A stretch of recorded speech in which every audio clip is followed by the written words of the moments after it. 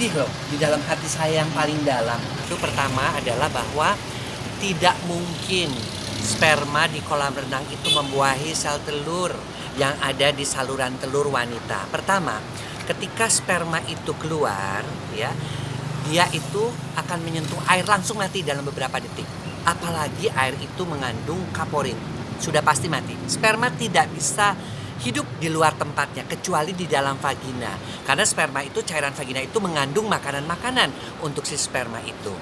Ya, nah, kemudian sekuat apapun sperma itu, mau dari Afrika, mau dari orang bule, mau orang Arab, nggak ada sperma yang kuat.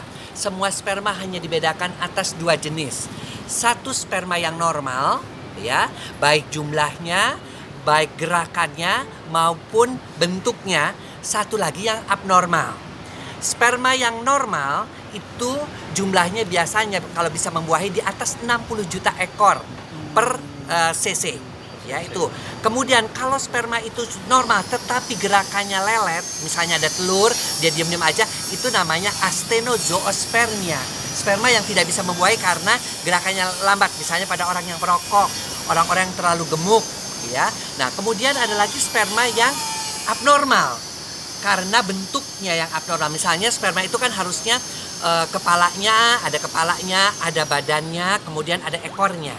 Nah, ini sperma yang abnormal itu yang misalnya ekornya pendek atau kepalanya terlalu besar dibandingkan badannya. Nah, itu jumlah sperma yang normal bentuknya yang bisa membuahi adalah di atas 60-70%. Yang abnormalnya 30%. Jadi nggak ada itu sperma kuat, sperma apa, dimanapun nggak bisa. Ada kaitan antara berenang dan kehamilan. Himbau kepada para orang tua, ya, kalau ingin anaknya selamat, remaja-remajanya selamat, berikanlah pendidikan seks. Pendidikan seks bukan mengajarkan cara-cara posisi-posisi hubungan seks, bukan. Tapi mengajarkan mereka lebih bertanggung jawab kepada dirinya sendiri, kepada orang lain, dan kepada lingkungannya. Kepada Tuhan juga. Artinya apa? Anak-anak zaman sekarang susah kalau Anda mau bilang nggak boleh pacaran, itu bohong. Pasti mereka tuh pacaran, paling nggak juga backstreet dan sebagainya. Tapi kalau mereka dibekali dengan pengetahuan seks yang baik, pengetahuan agama yang baik, pengetahuan budi pekerti yang baik, mereka nggak akan menghamili. Lagi si wanita juga, jangan sampai si wanita itu juga merasa hanya selalu menjadi korban. Wanita juga harus tahu bagaimana mencegah rayuan-rayuan si pria yang pengen melakukan hubungan seks. Bagaimana caranya menolak, mengatakan enggak. Nggak bisa. Lu sayang nggak sama gue? Kalau lu sayang, buka dong celana lo. Nggak bisa begitu. Nggak ada kaitan antara sayang dan celana. Ya, itu juga wanita-wanita mesti ngerti. Ya, mereka-mereka yang SMA yang itu, bahwa tidak ada kaitan dengan cinta dan seks. Sekarang sama sekali tidak mendapatkan pendidikan seks. Mereka dapatnya dari Google yang kadang-kadang berita-berita hoax, termasuk berita-berita hoax yang tadi bahwa di kolam renang terjadi kehamilan. Nah, saya juga sedih. Kenapa? Kalau yang ngomongnya orang, ya artinya yang memang dia seorang seksolog, memang dia seorang ahli kesehatan reproduksi, kenapa tidak diperkenankan? Akibatnya apa? Kehamilan makin jumlahnya makin banyak.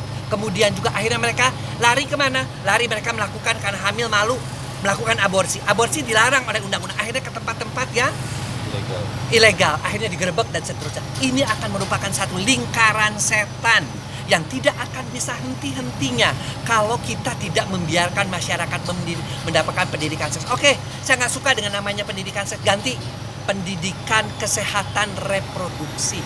Nggak, kalau masih susah ngertinya, ganti pendidikan berkeluarga.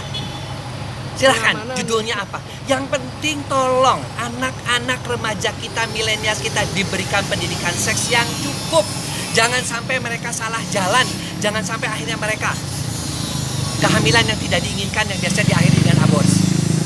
Kanker mulut rahim, penyakit kelamin termasuk HIV/AIDS. Jadi tolonglah itu semua harus diupayakan. Oke. Anak-anak kita nih butuh. Gitu. Siapa lagi yang bisa memberikan? Saya diundang kemanapun saya senang. Ya karena apa? Saya bisa memberikan mereka pengetahuan. Tapi banget lah. Ya, banyak sekali beberapa remaja-remaja yang hamil hanya karena ketidaktahuan. Remaja kita tuh realistis gitu loh. Jangan melihat remaja kita tuh anak-anak, karena perubahan dari anak-anak ke remaja ini kadang-kadang orang tua nggak tahu kok anak saya jadi mengerti ya masalah ini. YouTube di mana-mana, googling di mana-mana. Sekarang mau ngomong apa? Mereka juga bisa melihat, mereka juga bisa membandingkan. Jadi kita harus kasihan sama siapa? Sama remaja-remaja kita, kasihan sama orang tua yang punya anak-anak muda yang tidak mendapatkan pendidikan seks yang cukup. Yaitu ya bisa memberikan pendidikan seks sejak mereka mau masuk sekolah. Bagaimana anak-anak itu tidak sampai terkena predator seksual. Karena predator seksual ini ada di sekeliling kita. Pas begitu saja, mereka bisa dikenakan oleh predator seksual. Anak-anak prasekolah, ya, anak-anak masa sekolah SD, demikian juga korban-korbannya makin hari makin banyak. Mau Anda lakukan bahwa pelaku itu dikebiri, mau digunting alat kelaminnya, nggak ada guna kalau mereka tidak pernah diberikan informasi seks secara benar. Ya, informasi seks secara benar agar mereka bisa melindungi dirinya, melindungi orang lain, dan juga bertanggung jawab terhadap organ-organ reproduksi.